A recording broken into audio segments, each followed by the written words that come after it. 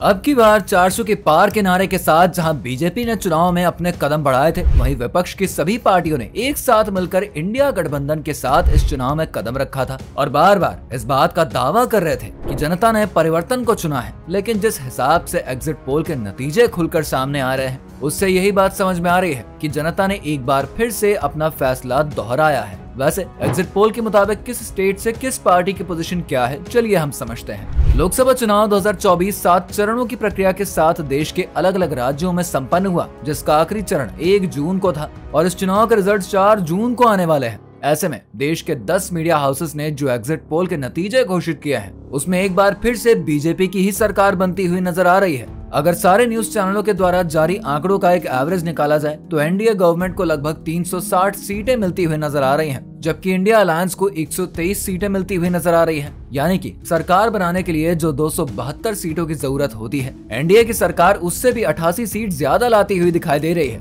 वहीं India 150 seats पीछे नजर आ रही है। अब इसमें काफी लोग हमेशा की तरह ये भी कह सकते हैं कि मीडिया तो बीजेपी से मिली हुई है, ऐसे में वो जानबूझकर ऐसे नतीजे घोषित कर रहा है। लेकिन कहीं न कहीं जमीनी हकीकत विपक्षी पार्टियों को भी पता चल ही गई है कि आखिर वो कितने पानी में है। हाँ, ये जरूर कहा जा सकता है कि असल नतीजे एग्जिट पोल से 2 से 4 सीटें ऊपर नीचे हो सकते हैं, लेकिन आंकड़े एकदम ही उल्टे हो जाए, ऐसा तो असंभव लगता है।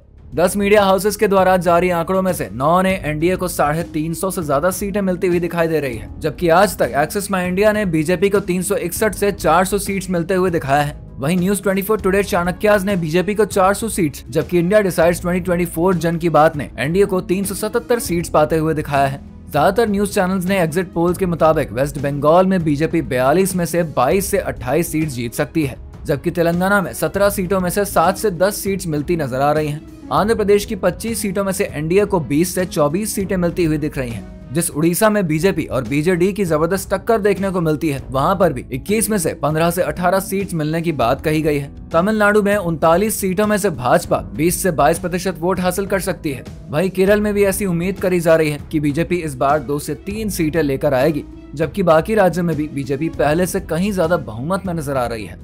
सोचने वाली बात तो यह है कि ये वो राज्य थे जहां पर बीजेपी का अस्तित्व लगभग ना के बराबर था, क्योंकि यहाँ पर अब तक का या तो बीजेपी का खाता ही नहीं खुला था या तो उसे नाम मात्र की सीट्स ही मिली थी। लेकिन इस बार इन राज्यों में बीजेपी का प्रदर्शन इतिहास के बिल्कुल उल्टा है। अब यहाँ से मिली सीटों से बीजेपी को यह फायदा जरूर होगा कि उसे महाराष्ट्र में जो 15 से 20 सीटों का नुकसान हो रहा था, उसकी यहाँ पर से भरपाई हो जाएगी। लेकिन हाँ, बीजेपी को बिहार और राजस्थान में कुछ नुकसान जरूर उठाना पड़ सकता है। हालांकि फिर भी ये उम्मीद करी जा रही है कि राजस्थान में बीजेपी 18 से 20 सीटें लेकर आ ही रही है। वैसे एग्जिट पोल के नतीजों ने एक बात तो साफ कर दिया है कि विपक्ष चाहे जितना भी हुंकार भर ले, लेकिन जनता ने आखिर किसे अपना नेता चुना है और एक बार फिर देश की जिम्मेदारी किसके हाथों में सौंपी है, इसका फैसला हो चुका है।